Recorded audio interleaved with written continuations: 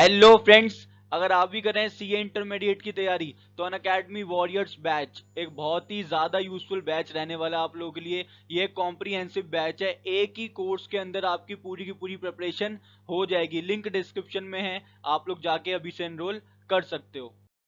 देखो, ये एक टेलर मेड बैच है, इसके अंदर हर एक सब्जेक्ट के लिए आपके पास टॉप एडुकेटर्स होते हैं। और दूसरा बेनिफिट आपको मिल रहा है कि आपको 10% का डिस्काउंट मिलेगा कोड यूज करने पे हर्ष30। लिंक डिस्क्रिप्शन में है, आप लोगों को जाके कोड यूज करना है हर्ष30 ताकि आप लोगों को 10% भी डिस्काउंट मिल जाए। देखो, इस कोर्स के अंदर आपको मिलती है live interactive classes, recorded lectures, notes, PDF, doubt solving sessions, test होते हैं आपके बहुत ज्यादा ताकि आप लोगों की एक्यूरेसी को चेक किया जाए। तो एक ही बैच के अंदर आप लोगों की पूरी प्रिपरेशन हो जाएगी। सो आप लोग क्या करो, आप लोग अभी से जाके एनरोल कर लो, लिंक डिस्क्रिप्शन में है। कोड यूज करना हर्ष30 ताकि आप लोगों को 10% का भी डिस्काउंट मिल जाए। हर्ष30। साथ साथ अगर आप लोग चाहो तो आइकॉनिक बैच भी ले सकते हो, आइकॉनिक सीए फाउंडेशन और इंटरमीडिएट के लिए। इसका भी लिंक डिस्क्रिप्शन में है, आपको कोड यूज करना है हर्ष30। यहाँ भी आप लोगों को 10% का डिस्काउंट मिल जाएगा। देखो, अगर आप लोगों ने अभी एनरोल नहीं करा तो प्राइजेस हाइक होने वाले हैं। सो बेटर है आप लोग अभी से जाके एनरोल कर लो। अच्छी चीजों को जितना जल्दी हो सके उतनी जल्दी हमें ग्रैब कर लेना चाहिए। सो बेटर है कि प्राइजेस हाइक होने से पहले ही आप लोग सब चीजों को, कोर्सेज को ले लो जो आपको पसंद है। ठीक है। Non profit organisation, receipts and payment account, income and expenditure account और बैलेंस शीट इस तरीके से कराऊंगा, एक ही बार में समझ आ जाएगा। एनपीओ बच्चों को मुश्किल लगता है, चाहे वो क्लास 12th के बच्चे हो या बीकॉम के हो या बीकॉम ऑनर्स के हो या आप कोई भी कोर्स कर रहे हो, अगर एनपीओ आपके पास है करने के लिए अकाउंट्स में, तो बच्चों को बहुत ज्यादा दिक्कत देता है ये चैप्टर। लेकिन मैं इतने आसान तरीके से करा दूंगा, आप लोगों को एक ही बार में सारे के सारे कॉन्सेप्ट समझ आ जाएंगे। एक ही बार में इस वीडियो को देखने के साथ ही आपको रिसीट्स एंड पेमेंट अकाउंट याद हो जाएगा, इनकम एंड एक्सपेंडिचर और balance sheet. My name is Harsh Thapar. I am a commerce graduated and let's start. देखो, सबसे पहले एक चीज समझो कि ऑर्गेनाइजेशन दो टाइप की होती है। एक होती है प्रॉफिट मेकिंग ऑर्गेनाइजेशन, एक होती है non profit making organisation. Profit making organisation का मेन पर्पस होता है प्रॉफिट कमाना, और नॉन प्रॉफिट ऑर्गेनाइजेशन जो होती है इनका मेन पर्पस प्रॉफिट कमाना नहीं होता। ये सोसाइटी के वेलफेयर के लिए करते हैं सारे काम। प्रॉफिट मेकिंग ऑर्गेनाइजेशन कौन कौन सी होती है, जैसे रिलायंस, टाटा, विप्रो और भी बहुत सारी ऐसी प्रॉफिट मेकिंग कंपनीज हैं, ऑर्गेनाइजेशन है जो रन कर रही हैं अभी। नॉन प्रॉफिट मेकिंग ऑर्गेनाइजेशन कौन कौन सी होती है, मंदिर हो गए, school, DU, hospital, universities generally non profit making organisation होती हैं। वो बात अलग है, ये लोग सबसे ज्यादा प्रॉफिट कमाते हैं, स्टिल ये नॉन प्रॉफिट ऑर्गेनाइजेशन होती हैं। मंदिर हो गए, स्कूल हो गए, ये लोग कहते हैं कि हम लोग प्रॉफिट के लिए काम नहीं करते, हम लोग सोसाइटी के डेवलपमेंट के लिए काम करते हैं। So these are the non profit making organisations and these are the profit making organisations, Reliance, Tata, Wipro. देखो, प्रॉफिट मेकिंग ऑर्गेनाइजेशन हो या non profit organisation, non profit making organisation हो, सब में एक चीज कॉमन होती है, दोनों में खर्चे होते हैं, दोनों की इनकम होती है। ठीक है। लेकिन एक चीज समझो, हमारे इंस्टीट्यूट ने यानी कि institute of chartered accountants of India ICI ने क्या कहा है, जो प्रॉफिट मेकिंग ऑर्गेनाइजेशन होती है इनको तो पूरा का पूरा अकाउंट सिस्टमेटिकली मेंटेन करने हैं, जो कि हम 11 12 बीकॉम ऑनर्स में पढ़ते हैं। हमें क्या क्या बनाना पड़ता है, जनरल बनानी पड़ती है, लेजर, लेजर के बाद ट्रायल बैलेंस के बाद ट्रेडिंग अकाउंट के बाद प्रॉफिट एंड लॉस अकाउंट और बैलेंस शीट। पूरे सिस्टमेटिकली रिकॉर्ड्स होते हैं प्रॉफिट मेकिंग ऑर्गेनाइजेशन के लिए, और ये कंपलसरी होता है इनके लिए। इनको जनरल बनानी है, लेजर बनानी है, ट्रायल बैलेंस बनानी है, trading and profit and loss account बनाना है और बैलेंस शीट बनानी है। सिस्टमेटिकली काम करते हैं लोग पूरा, ताकि प्रॉफिट निकालें और उस प्रॉफिट पे टैक्स फिल कर दे, टैक्स भर दें। ठीक है, ये प्रोसीजर होता है पूरा का पूरा प्रॉफिट मेकिंग ऑर्गेनाइजेशंस के लिए। जैसे मैंने आपको एग्जांपल दे दिए कौन कौन सी ऑर्गेनाइजेशन प्रॉफिट मेकिंग होती है, पहले journal, ledger, trial balance, trading account, profit and loss account और बैलेंस शीट। लेकिन जब हम बात करते हैं नॉन प्रॉफिट मेकिंग ऑर्गेनाइजेशंस की, ये लोग कहते हैं कि हम लोग प्रॉफिट के लिए काम कर ही नहीं रहे तो हम लोग प्रॉफिट क्यों निकालें। ये लोग कहते हैं कि हम प्रॉफिट के लिए काम ही नहीं कर रहे तो हम अकाउंट्स वगैरह नहीं मेंटेन करेंगे। लेकिन institute of chartered accountants of India ने कहा है, यानी कि आईसीआई ने कहा है, चलो ठीक है आपकी बात मान ली, आप लोग प्रॉफिट नहीं कमाते हो, लेकिन आपके भी इनकम और एक्सपेंडिचर तो होते हैं ना, आपके पास भी पैसा आता है, पैसा जाता है। तो आप लोग क्या करो, आप लोग लिमिटेड अकाउंट्स बना लो, कुछ कुछ अकाउंट्स बना लो, सारे मत बनाओ। Journal, ledger, trial balance, trading account, profit and loss account, balance sheet, इतना मत आप लोग सिस्टमेटिकली चलो। लेकिन लिमिटेड अकाउंट्स को मेंटेन करना आप लोगों के लिए भी जरूरी है, क्योंकि आप लोगों की भी इनकम होती है, आप लोगों के भी एक्सपेंडिचर होते हैं, चाहे आप प्रॉफिट कमा रहे हो या नहीं कमा रहे हो।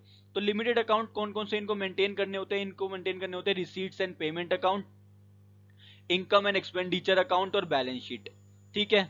समझ के, सिर्फ 3 ही अकाउंट्स मेंटेन करने होते हैं इनको, receipts and payment account, income and expenditure account और बैलेंस शीट। बस तीनों का फॉर्मेट दिखाऊंगा, एक ही बार में समझ आ जाएगा पूरा का पूरा एनपीओ चैप्टर। देखो यहाँ पे जो प्रॉफिट मेकिंग ऑर्गेनाइजेशन है, इनको इतना कुछ बनाना पड़ता है क्योंकि इनका मेन मोटिव प्रॉफिट कमाना और उसमें टैक्स भरना होता है हमें, ठीक है। लेकिन जो नॉन प्रॉफिट मेकिंग ऑर्गेनाइजेशन होती है वो प्रॉफिट नहीं कमाती, इसलिए ये लोग लिमिटेड अकाउंट्स मेंटेन करते हैं। ये कहते हैं हमारा मेन मोटिव प्रॉफिट कमाना नहीं है, हम लोग सोसाइटी के वेलफेयर के लिए काम करते हैं। तो आईसीआई ने क्या बोला कि आप लोग लिमिटेड अकाउंट्स मेंटेन करो। ये 3 अकाउंट्स तो मेंटेन करने ही पड़ेंगे आपको, receipts and payments account, income and expenditure account और बैलेंस शीट। बहुत ईजी है यार ये चीज, एनपीओ चैप्टर बहुत ईजी होता है, बच्चों को पता नहीं क्यों डिफिकल्ट लगता है।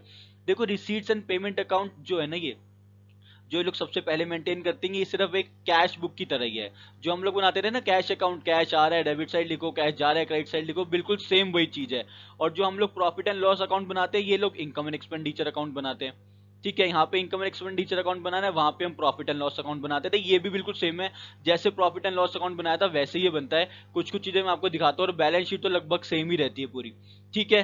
तो ये लिमिटेड अकाउंट्स का मैं आपको फॉर्मेट दिखाता हूँ, रिसीट्स एंड पेमेंट अकाउंट का, इनकम एंड एक्सपेंडिचर अकाउंट का और बैलेंस शीट का for non profit making organisation. देखो रिसीट्स एंड पेमेंट अकाउंट्स की अगर मैं बात करूं तो ये कैश अकाउंट की तरह ही होता है। अगर कैश आ रहा है यानी रिसीट्स हो रहे हैं तो डेबिट साइड लिखो, अगर कैश जा रहा है तो पेमेंट साइड लिख दो, बस इतना तो कर ही सकते हो। कैश आ रहा है तो यहाँ लिख दो और कैश जा रहा है तो इधर लिख दो, सिंपल सी बात है, इसमें कोई बड़ी बात थोड़ी ना है ना। Receipts and payment, cash receipt हो रहा है तो यहाँ लिखो, कैश पेड हो रहा है तो यहाँ लिख दो। Getting my point. अब देखो रिसीट्स एंड पेमेंट अकाउंट की मैंने आपको एक नॉर्मल चीज बता दी कि कैश आ रहा है तो डेबिट साइड यानी इस साइड पे, और कैश जा रहा है तो पेमेंट साइड पे लिख दो, ठीक है। अब क्वेश्चन ये आता है कि ये जो मंदिर होते हैं, डीयू हो गया और हॉस्पिटल्स हो गए, इनके पास किस तरीके से पैसा आता है और किस तरीके से पैसा जाता है। जैसे मैं मंदिर का एग्जाम्पल ले लेता हूँ, तो मंदिर के पास डोनेशन आती है, डोनेशन आती है, या मंदिर लोन ले सकता है या कुछ भी कर सकता है, ठीक है। इसके लिए देखो क्या क्या चीजें होती है, हमने इसको 2 पार्ट्स में डिवाइड कर दिया कि 2 तरीके से पैसा आता है। एक नॉन प्रॉफिट ऑर्गेनाइजेशन में 2 तरीके से पैसा आ सकता है। किस किस तरीके से आ सकता है? एक रेवेन्यू रिसीट्स होती हैं और एक कैपिटल रिसीट्स होती हैं। सिर्फ 2 ही तरीके से पैसा आ सकता है। हमने मतलब पैसे आने को 2 पार्ट्स में डिवाइड कर दिया, रेवेन्यू रिसीट्स और कैपिटल रिसीट्स। सिंपल, इसमें तो कोई दिक्कत नहीं है।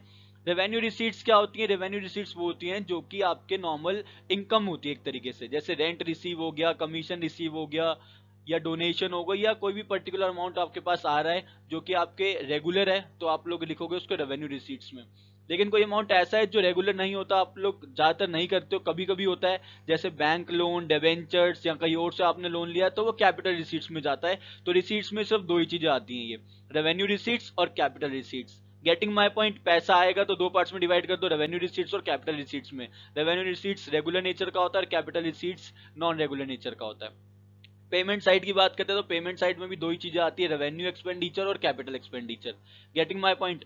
रेवेन्यू एक्सपेंडिचर और कैपिटल एक्सपेंडिचर, ठीक है। पैसा 2 तरीके से जाता है, रेवेन्यू और कैपिटल नेचर में। कैसे जाएगा? जैसे रेवेन्यू एक्सपेंडिचर में सैलरीज हो गए, वेजेस हो गए, या और भी कोई खर्चा है, रेंट पे किया आपने या कोई आपने कमीशन पे करी है, तो वो रेवेन्यू एक्सपेंडिचर। कैपिटल एक्सपेंडिचर क्या? आपने कोई मशीनरी ले ली, बिल्डिंग ले ली, यानी कि अगर आपने कोई असेट लिया है तो वो कैपिटल एक्सपेंडिचर कहलाता है, सिंपल सी बात है, ठीक है। यहां से आपके पास पैसा आया था, रिसीट्स हुआ था, यहाँ आपने पैसा लगा दिया, कुछ पैसा आपके पास बच भी जाएगा। जो पैसा बच गया वो आप बैलेंस शीट करके लिख दो, बैलेंस सीडी करके जो पैसा बच गया वो लिख दो, सिंपल। और दोनों साइड टोटल करके इसको डबल साइड से क्लोज कर दो, डबल लाइन से। Getting my point. इतना सिंपल होता है रिसीट्स एंड पेमेंट अकाउंट, समझ गए?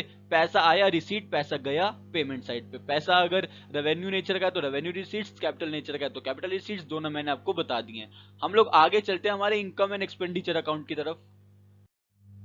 देखो इनकम एंड एक्सपेंडिचर अकाउंट बिल्कुल प्रॉफिट एंड लॉस अकाउंट की तरह ही होता है। जैसे हम लोग प्रॉफिट मेकिंग ऑर्गेनाइजेशन में प्रॉफिट एंड लॉस अकाउंट बनाते हैं, यहाँ पे हम इनकम एंड एक्सपेंडिचर अकाउंट बनाते हैं, ठीक है। एक्सपेंडिचर को डेबिट साइड लिखो, इनकम्स को सारी क्रेडिट साइड पे लिख दो, सिंपल सी बात है। देखो यहाँ पे जो जो रेवेन्यू नेचर की होती है ना, पेमेंट्स और रेवेन्यू नेचर के इनकम, वो यहाँ पे आ जाती है। जो भी सारी आपकी रेवेन्यू पेमेंट्स है आप यहाँ लिख दो एक्सपेंडिचर में, जो भी आपके रेवेन्यू रिसीट्स है वो यहाँ पे लिख दो आप लोग, ठीक है। रेवेन्यू पेमेंट्स को एक्सपेंडिचर साइड लिख दो, रेवेन्यू रिसीट्स को इनकम साइड लिख दो। अगर ये वाली साइड ज्यादा है, इस साइड इनकम साइड ज्यादा है, तो आपको प्रॉफिट होता है। लेकिन इन्होंने कहा है कि हम लोग प्रॉफिट के लिए काम करते ही नहीं है, तो हम प्रॉफिट कैसे दिखा दे? तो ये प्रॉफिट नहीं दिखाते, ये लोग सरप्लस दिखाते हैं, ठीक है। अगर इनकम साइड ज्यादा है तो इनको सरप्लस हो जाएगा, अगर एक्सपेंडिचर साइड ज्यादा तो इनको डेफिसिट हो जाएगा, सिंपल सी बात है। इसमें कोई दिक्कत वाली बात तो है ही नहीं, है ना। अगर इनकम साइड ज्यादा है तो सरप्लस, अगर रेवेन्यू एक्सपेंडिचर साइड ज्यादा है तो डेफिसिट। मैंने स्टार बनाया ऊपर, इनमें से दोनों में से कोई एक ही चीज होगी। ठीक है, getting my point. Expenditure and income and expenditure account कैसे बनाना है? रेवेन्यू पेमेंट्स मैंने आपको बता दी, रेवेन्यू रिसीट्स मैंने आपको बता दिए क्या होते हैं। बैलेंस शीट का फॉर्मेट भी बिल्कुल सेम, एकदम अच्छा है, एकदम इजी तरीका है। जो भी कैपिटल रिसीट्स है वो आप लायबिलिटी साइड लिख दो। कैपिटल रिसीट्स मैंने आपको क्या बताया, आपने बैंक से लोन लिया है, डिबेंचर्स इशू किए हैं, या आपको पता है नॉर्मल लायबिलिटीज यही होती हैं, तो इनको कैपिटल रिसीट साइड लिख दो। जो आपका कैश बच गया था उसको असेट साइड लिखो गई, और जो पेमेंट्स आपने करी कैपिटल में वो आप असेट साइड लिख दो। जैसे कि आपने बिल्डिंग खरीद ली या फिर आपने लैंड खरीद ली, मशीनरी खरीद ली, वो असेट साइड लिख दो। टोटल आपका मैच कर जाएगा, बन गई बैलेंस शीट। इस तरीके से बनाते हैं बैलेंस शीट को। तीनों चीजें समझा दी मैंने आपको, receipts and payment account, income and expenditure account और बैलेंस शीट। फिर भी मेरा फर्ज बनता है कि मैं आप लोगों को बताऊं कि रेवेन्यू नेचर और कैपिटल नेचर में क्या क्या डिफरेंस होता है, किस तरीके से हम लोग बायफिकेट करेंगे। क्योंकि कभी कभी नई आइटम्स हो जाती है क्वेश्चन पर, हमें समझ नहीं आता कि वो रेवेन्यू नेचर की है या कैपिटल नेचर की है। तो मेरा फर्ज है आपको थोड़ा सा और क्लेरिफाई करना रेवेन्यू और कैपिटल नेचर को। मैं आपको बताता हूँ कि रेवेन्यू नेचर क्या होता है और कैपिटल नेचर क्या होता है। देखो, रेवेन्यू नेचर और कैपिटल नेचर में क्या क्या अमाउंट्स आते हैं। रेवेन्यू नेचर समझते हैं पहले। जो रेवेन्यू नेचर होता है वो रिकरिंग नेचर होता है। रिकरिंग मतलब इसमें वो वाली ट्रांजेक्शन आती है जो आप बार बार करते हो, जैसे सैलरीज बार बार देते हो, इनकम बार बार देते हो। जो भी रिकरिंग नेचर की चीजें होंगी वो रेवेन्यू नेचर में आती हैं। और जो नॉन रिकरिंग होंगी वो कैपिटल नेचर की होती है। कैपिटल रिसीट्स हो गई या कैपिटल पेमेंट हो गई। नॉन रिकरिंग कैसी हो गई भाई? जो बार बार नहीं होती, जैसे आपने लैंड खरीद ली, बिल्डिंग खरीद ली, बैंक से लोन ले लिया, ये नॉन रिकरिंग चीजें हैं, ये कभी कभी होती है, तो ये कैपिटल नेचर की होती हैं। जो स्मॉल अमाउंट की चीजें होती है वो रेवेन्यू नेचर में आती है, और जो बिग अमाउंट की चीजें होती हैं वो कैपिटल नेचर में आ जाती है। Getting my point? अगर कोई भी आपको अमाउंट मिला है जनरल पर्पस के लिए, कोई भी आपको पैसा मिला है जनरल पर्पस के लिए, तो वो रेवेन्यू नेचर का होता है। जनरल पर्पस मतलब क्या होता है? आपको डोनेशन मिल गई, ऐसे आपको किसी बंदे ने कहा ये लो मंदिर को डोनेशन दे दी, ऐसे ही मतलब पैसे दे दी दान में, नॉर्मल कुछ बताया नहीं किस चीज के लिए पैसे हैं। अगर वो बताता है कि आपको मंदिर में यहाँ पे एक मूर्ति बनानी है या पर्टिकुलर कुछ चीज के लिए आपको पैसे दे रहा है, स्पेसिफिक चीज के लिए पैसा दे रहा है, तो वो कैपिटल नेचर का होगा। गेटिंग माय पॉइंट कि कैपिटल नेचर क्या होता है, रेवेन्यू नेचर क्या होता है। तीनों के फॉर्मेट मैंने आपको पीछे बता दिए, receipt, income and expenditure account, receipts and payment account और बैलेंस शीट का। आई होप आप लोगों को एनपीओ समझ आ गया है। अगर आप लोग बोलोगे तो मैं आप लोगों को क्वेश्चंस भी करा सकता हूँ इसके ऊपर ज्यादा से ज्यादा। तो आप लोग मुझे कॉमेंट करके बताना कि आप लोग को इसके ऊपर क्वेश्चन चाहिए। एक ही बार में आप लोग का पूरा एनपीओ हो जाएगा। मैंने पूरा आपको थियोरेटिकल पोर्शन सारा का सारा करा दिया, फॉर्मेट भी लर्न करा दिए। आप लोग मुझे कमेंट करके बताना कि आप लोग इस पे क्वेश्चंस चाहते हो या नहीं चाहते हो। तब तक के लिए all the very very best. Channel को सब्सक्राइब करना मत भूलिएगा और साथ में लगे बेल आइकन को प्रेस कर देना। Thank you.